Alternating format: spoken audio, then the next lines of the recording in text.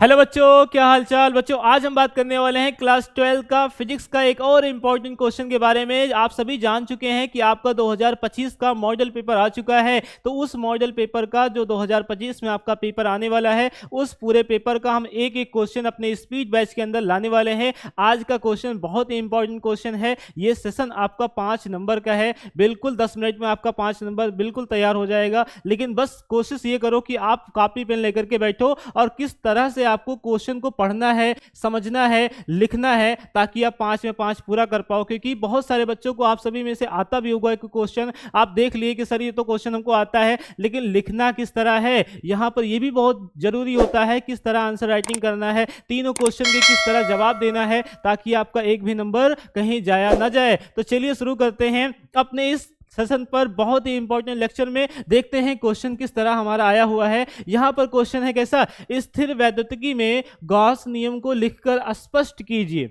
ये कहा है, इतना क्वेश्चन अलग है ये क्वेश्चन। उसके बाद कहा है, इसकी सहायता से एक समान आवेशित पतले गोलीय खोल आवेश इक्वल टू क्यू तथा त्रिज्या आर के कारण विद्युत क्षेत्र का मान खोल के बाहर, कहां पर, खोल के बाहर, खोल के भीतर, खोल की सतह पर ज्ञात कीजिए। कहां पर ज्ञात करना है, खोल के बाहर, खोल के सतह पर और खोल के भीतर ज्ञात करना है। इसमें दो क्वेश्चन है, इस तरह से क्वेश्चन समझिएगा। ये क्वेश्चन कहा है, इतना पहले स्थिर वैद्युतिकी में गॉस नियम को लिखकर स्पष्ट कीजिए। पहले आपको अपनी कॉपी के क्वेश्चन जैसे लिखेंगे, ये खंड या तो प्रश्न नंबर खंड या लिखाएंगे, पूरा पूरा खंड दिखाना पड़ेगा। उसके बाद प्रश्न जो है, प्रश्न नंबर 6 उत्तर लिख करके आप लिखेंगे, यहाँ पर इसको डालेगा। ये आपको डालना पड़ेगा हेडिंग। इस प्रकार से आप यहाँ पर हेडिंग डालेंगे। क्या लिख रहे हैं, गॉस, तो क्या लिखेंगे, पहले इस प्रकार से आपको लिखना है, गॉस की परमें। क्या लिखनी है भैया,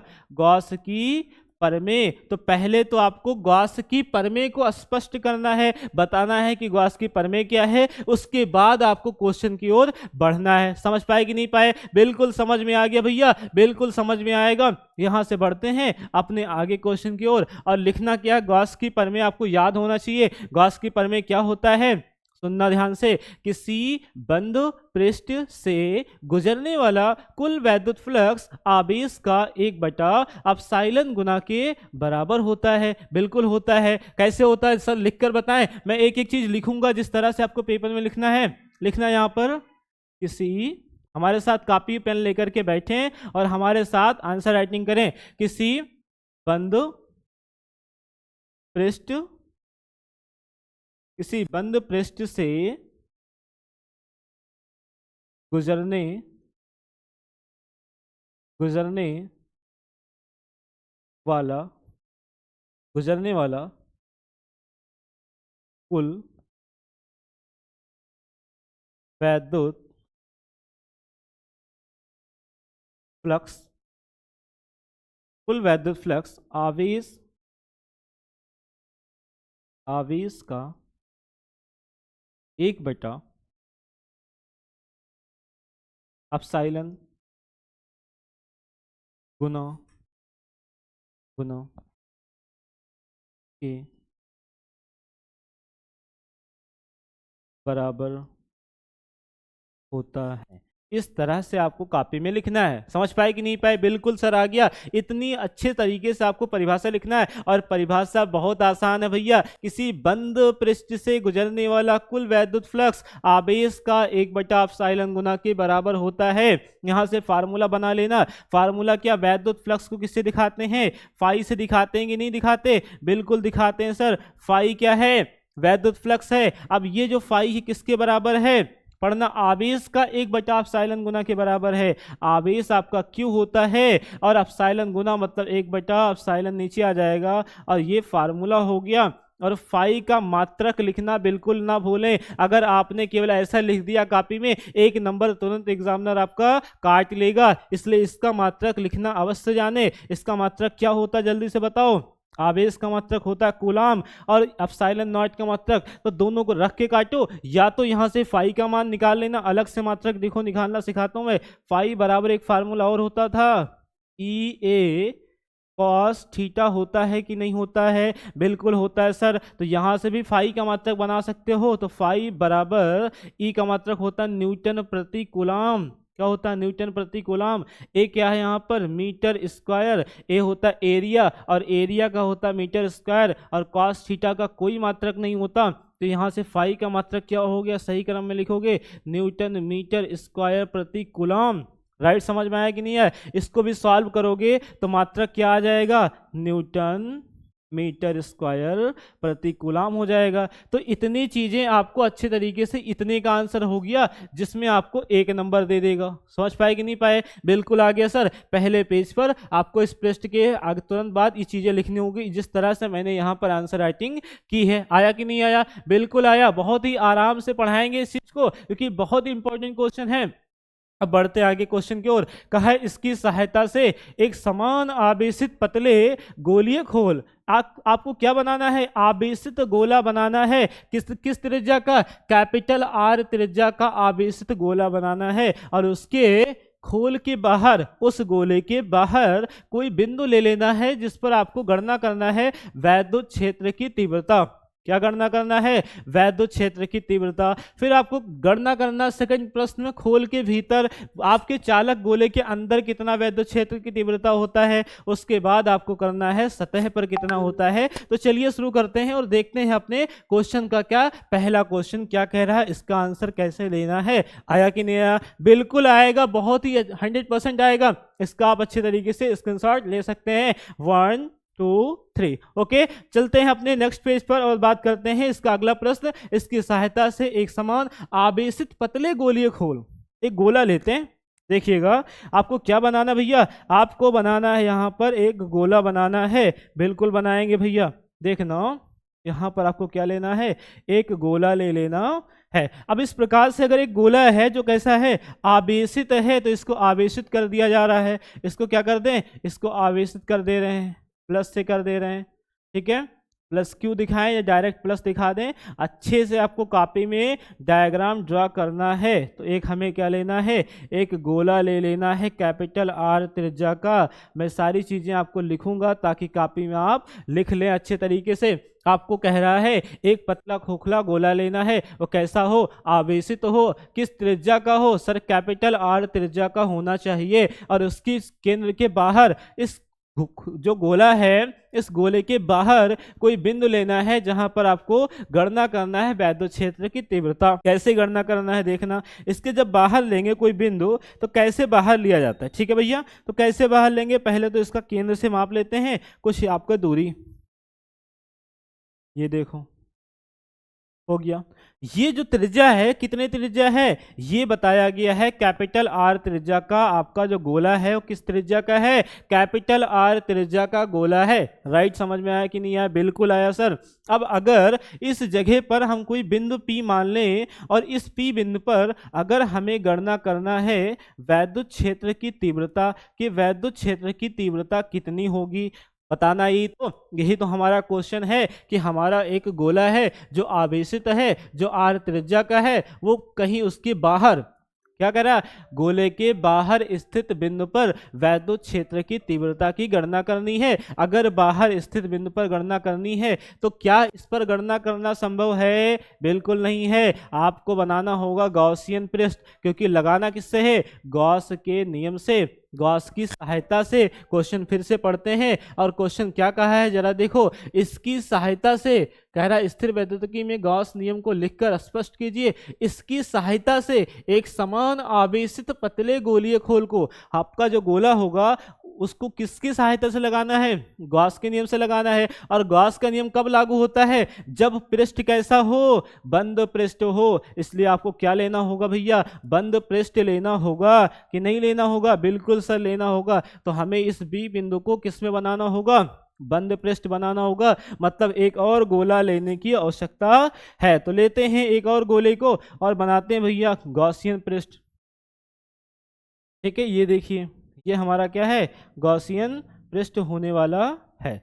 इसको सेट कर लेते हैं। तो आपका जो गॉसियन पृष्ठ होगा कहीं कुछ इस प्रकार से होगा। ये देखो, ठीक है, ये आपका कैसा पृष्ठ हमने बना दिया, ये है आपका गॉसियन पृष्ठ हो गया। अब इस पृष्ठ को हम क्या नाम देंगे, इस पृष्ठ को नाम देंगे भैया, इस पृष्ठ को नाम देंगे हम गॉस पृष्ठ। इस पृष्ठ का क्या नाम होगा, इस पृष्ठ का नाम होगा गॉस का पृष्ठ, क्योंकि हमने एक कल्पना की है।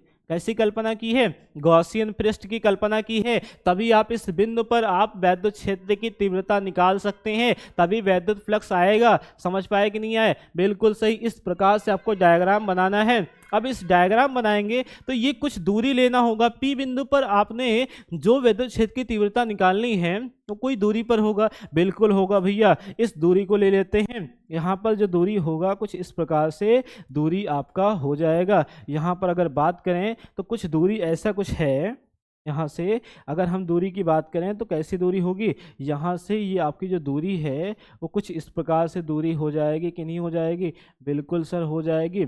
तो यहाँ से आपको दूरी ले लेना है। अगर ये दूरी हम ले लेते हैं स्मॉल आर, क्या ले लेते हैं, स्मॉल आर ले लेते हैं, तो ये दूरी पर हम गणना कर रहे हैं वैद्युत क्षेत्र की तीव्रता। अब अगर गणना करनी है भैया तो आपको देखो ये गॉसियन पृष्ठ जो है ये बहुत बड़ा हो सकता है, क्योंकि हमने कल्पना किया। आप सोचो, आप जहां बैठ करके आप वीडियो देख रहे हैं उसके ऊपर का जो छत है, जिस कमरा, पूरा कमरा आपको गॉसियन पृष्ठ हो सकता है, पूरा आपका बादल पूरा गॉसियन पृष्ठ हो सकता है। तो ये बहुत बड़ा है, एक गोला है। तो इसलिए हमें क्या करना होगा, इसको छोटे से पृष्ठ को मान करके निकालना होगा, ताकि उसका समाकलन कर लें, और जब समाकलन कर लेंगे तो ये आंसर राइट आ जाएगा। तो यहाँ पर हमें क्या करना होगा, सूक्ष्म पृष्ठ के लिए बात करेंगे। किसके पृष्ठ के लिए बात करेंगे, सूक्ष्म पृष्ठ के लिए अपन बात कर लेते हैं।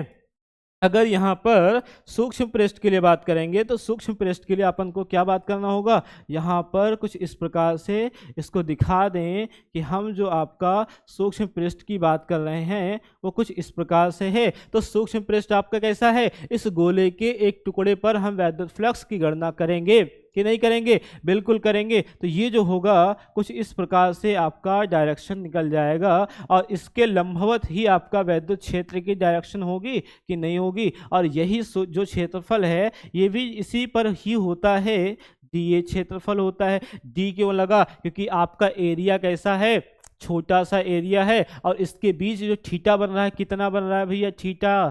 थीटा मतलब एंगल, दोनों एक ही पर हैं। अगर एक ही पर होंगे तो कितना कितना डिग्री बनेगा, 0 डिग्री बनेगा कि नहीं बनेगा, बिल्कुल बनेगा भैया। तो इस तरह से आपको क्वेश्चन को लगाना है, ये डायग्राम आपका होने वाला है। अब इस पर आपको लिखना क्या क्या है, ये लिखना है यहाँ पर, जो हमें लिखूंगा उस तरह से आपको कॉपी में नोट डाउन करना है। बिल्कुल करेंगे सर, यहाँ पर देखिएगा, बिल्कुल आपको इसी तरह करना है। आपको यहाँ पर लिखना है, क्या लिखना है, स्मॉल आर किससे निकालना है, सतह पर निकाल रहे हैं, बाहर निकालना है, तो कौन सी दूरी ले रहे हैं, आर दूरी ले रहे हैं कि नहीं ले रहे हैं, बस वही बता देना है।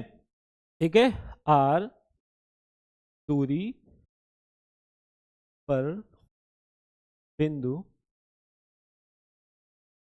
बिंदु पी, आर दूरी पर कोई बिंदु हमने क्या ले लिया है, पी। पी बिंदु पी पर उत्पन्न उत्पन्न सूक्ष्म उत्पन्न सूक्ष्म वैद्युत फ्लक्स। देखो भैया, हमने इसलिए यहाँ सूक्ष्म लिया है, सूक्ष्म का मतलब होता है छोटा।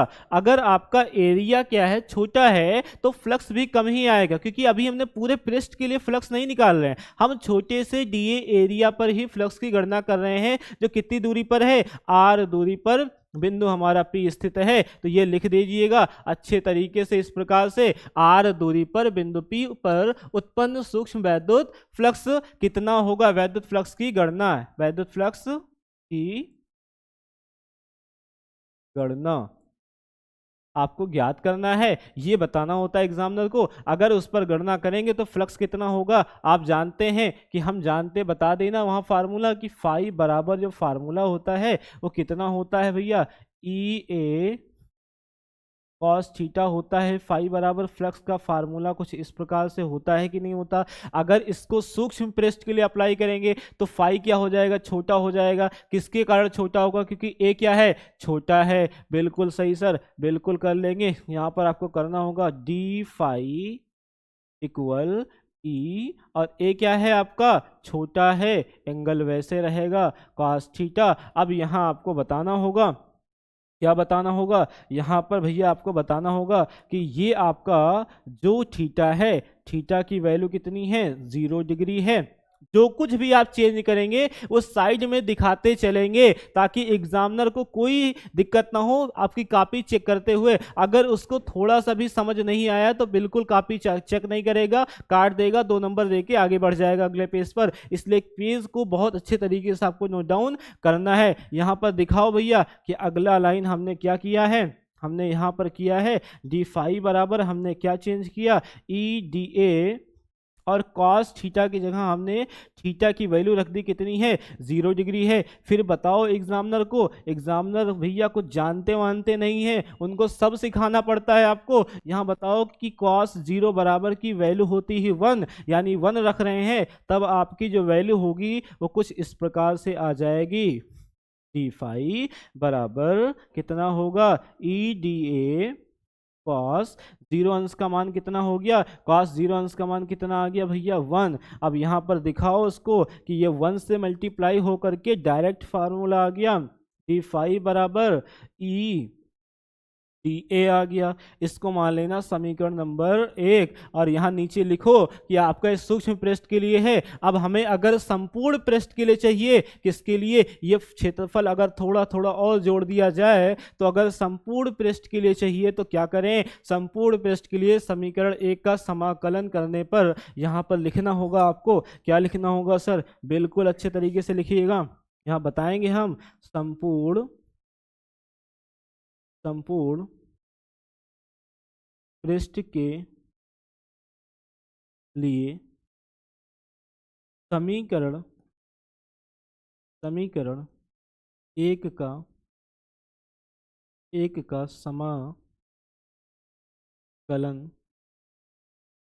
करने पर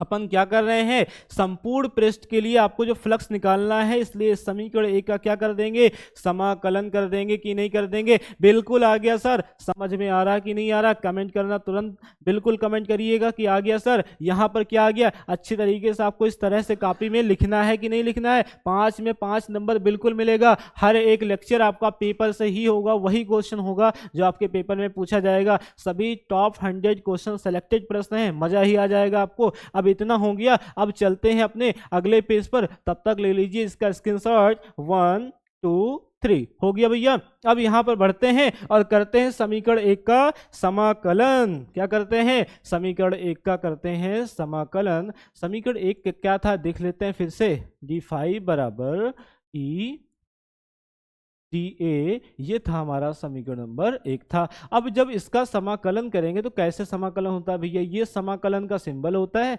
इसके अंदर अपने वैल्यू को रखेंगे और बाहर निकाल लेंगे। ये समाकलन का सिंबल है, डी ए हो जाएगा। जो भी होता है वो दोनों पक्ष में होता है। अब जब समाकलन होता है तो आपका अगर वैल्यू अकेला है, डी है, तो समाकलन का मतलब है उसको बड़ा कर देना। समाकलन का मतलब क्या है, उसको बड़ा कर देना। ठीक है, इमेजिन करो बहुत छोटी सी दूरी है, उसका समाकलन करते हैं तो वो दूरी बड़ी हो जाती है। मतलब यहां पर अपन क्या करने वाले हैं, समाकलन जब कर देंगे तो क्या आ जाएगा, ये फाई निकल जाएगा, डी फाई से क्या हो गया, 1 2 3। तो बच्चों आपने स्क्रीनशॉट ले लिया होगा। अब बढ़ते हैं अपने अगले क्वेश्चन की ओर, अगले पेज पर, और बात करते हैं कि आपका जो क्वेश्चन हुआ है वो क्वेश्चन क्या हुआ है, आपका गोला जो था चालक उसकी बाहर हो गया है, भीतर अब ज्ञात करना है। दूसरा क्वेश्चन क्या किया गया है, भीतर। अब अगर भीतर में बात करना है तो दूसरा क्वेश्चन इस प्रकार से आपको लिखना होगा कि हम दूसरा प्रश्न कर रहे हैं और दूसरा प्रश्न का आंसर इतना छोटा है, क्या बताएं। आपको दूसरे प्रश्न में लिखना है कि जो आपका कैपिटल आर त्रिज्या, ऐसे लिखना है, कैपिटल आर त्रिज्या का आवेशित गोले पर आवेश सतह पर एक समान सतह पर एक समान रूप से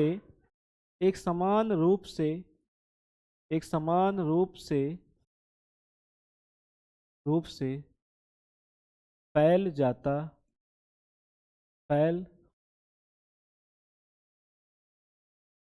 है। अच्छा भैया, जो आपका गोला होता है, अगर किसी चालक गोले पर आवेश को दिया जाता है, करंट को दिया जाता है, तो करंट जो है उस चालक गोले के सतह पर एक समान रूप से फैल जाता है, उसके केंद्र पर आपका चार्ज नहीं जाता है। इसका सैद्धांतिक रूप सिद्ध हो चुका है।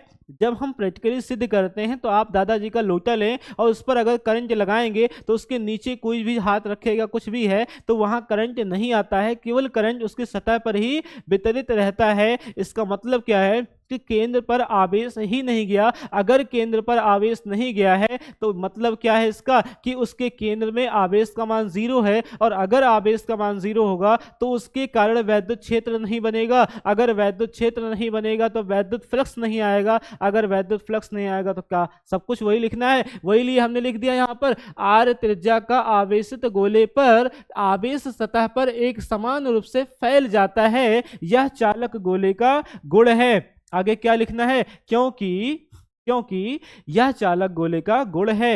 यहां पे लिखिएगा, क्योंकि चालक यह चालक गोले गोले का गुण है।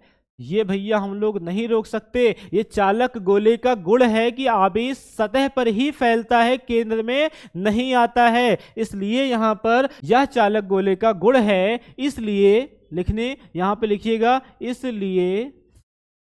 इसलिए Q बराबर कितना होता है, 0 होता है कि नहीं होता है। इसलिए चालक गोले पर के भीतर क्या होगा, इसलिए यहां पर 0 होता है। अगर आवेश 0 है, Q का मान कितना है, 0 है, इसलिए आवेश आवेश आवेश शून्य होता है। अगर भैया आपका आवेश क्या हो जाए, शून्य हो जाए, तो आवेश ही तो आवेश के चारों ओर के क्षेत्र से तो बनता है वैद्युत क्षेत्र की तीव्रता। मतलब यहां पर यदि यदि आपका जो आवेश है 0 है, Q बराबर 0 है कारण ही लिखना इसमें है, इसलिए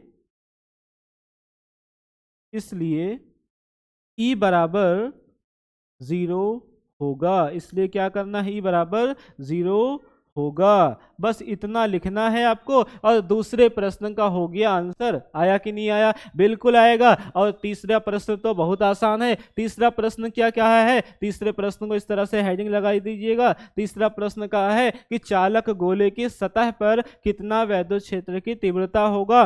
दोबारा आपको पूरी चीजें कैलकुलेशन नहीं करनी है, देखना क्या क्या हम लोगों ने कर चुके हैं। हम लोगों ने यहाँ पर देखो जो डायग्राम बनाया है, उस डायग्राम से क्या दिख रहा है कि केवल फर्क इसका है, केवल हमने यहाँ स्मॉल आर लिया है तब यहाँ पर निकला है। अगर ये दूरी हटा दी जाए तो ये कितना है, कैपिटल आर त्रिज्या, और ये जो क्षेत्रफल है वो क्षेत्रफल यहाँ आ जाएगा कि नहीं आ जाएगा। और आंसर आपका जो निकल के आया है वही आंसर निकल करके आएगा कि नहीं आएगा, बिल्कुल आएगा सर। यहाँ पर आपको ले लेना है एक फिर से गोला और समझा लेना है एग्जामिनर को। यहाँ पर आपको समझाना होगा कि एक फिर से हमने चालक गोला ले लिया भैया। अब ये जो चालक गोला है कुछ इस प्रकार से है, कैसा है, फिर से इसको आवेशित कर देना। ये कैसा है, आवेशित है। तीसरा क्वेश्चन लगा रहे हैं, तीसरे क्वेश्चन को डायरेक्ट करना है आपको, कुछ भी इसमें कैलकुलेशन नहीं करना है, केवल डायग्राम बना करके छोड़ना है। यहाँ पर क्या है, ये चालक गोला था, आवेशित था,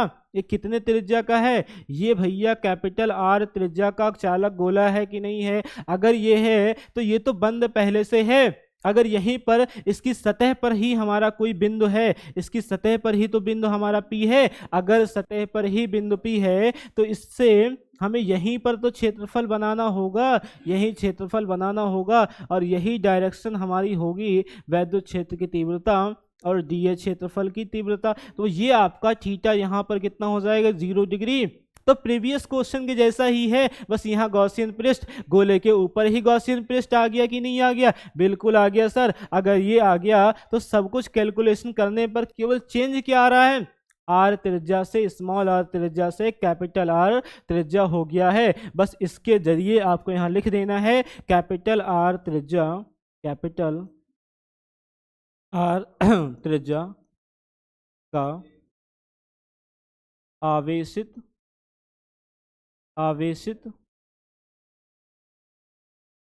गोले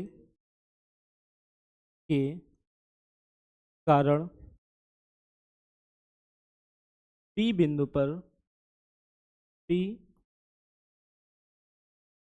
बिंदु पर उत्पन्न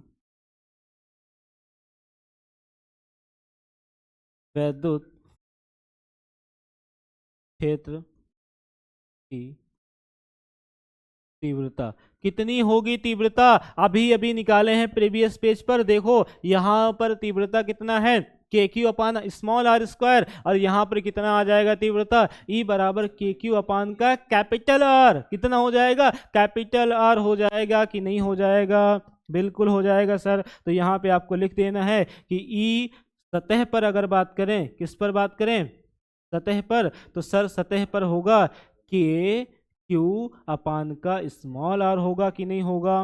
बिल्कुल हो जाएगा सर, यही तो हम चाह रहे थे। ये हो गया आंसर, हो गया न्यूटन प्रति कूलम, और ये हो गया इस क्वेश्चन का सॉल्यूशन। तो इस क्वेश्चन को जो आपके यूपी बोर्ड 2025 में मॉडल पेपर का था, हम एक एक क्वेश्चन आपको सॉल्यूशन देने वाले हैं इस स्पीड बैच के अंदर। बहुत ही जोश के साथ आपको तैयारी करना है, बिल्कुल मजा आएगा। आप 70 में 70 फिजिक्स में ला रहे हैं, क्योंकि ये हम दे रहे हैं गारंटी, क्योंकि पहले से सारे क्वेश्चन डिसाइड होते हैं। यूपी बोर्ड के पास ज़्यादा क्वेश्चन नहीं है, केवल वही क्वेश्चन रिपीट करते हैं। और यहाँ पर आपने सीखा किस प्रकार से इस प्रकार के क्वेश्चन को सॉल्यूशन करना है, कॉपी में किस तरह लिखना है। मैं फिर से आपको यहाँ पर समझाने का प्रयास करते हैं। आप स्क्रीनशॉट ले सकते हैं, टेक स्क्रीनशॉट 1 2 3। बच्चों यहाँ पर देखो, अपन लोग अभी तक ये बात की, ये पेज उसके बाद ये पेज, आपको केवल 2 डायग्राम बनाने हैं, और ये हम आपका क्या था? प्रश्न था। तो इस प्रश्न का जो सॉल्यूशन है कुछ इस प्रकार से आपका सॉल्यूशन होने वाला है, तो इसको ध्यानपूर्वक आपको समझना है। राइट, आ गया? समझ में आ गया कि नहीं आ गया? बिल्कुल आ गया सर। हमने स्क्रीनशॉट भी ले लिया है कि नहीं ले लिया है? इस प्रकार से क्वेश्चन को पढ़ना है और लिखना है तरीकेबद्ध। अगर तरीके से लिखेंगे तो ये हमारी गारंटी है कि आपको 5 में 5 मिलेगा। और फिर मिलते हैं अगले वीडियो में, बहुत मजा आएगा।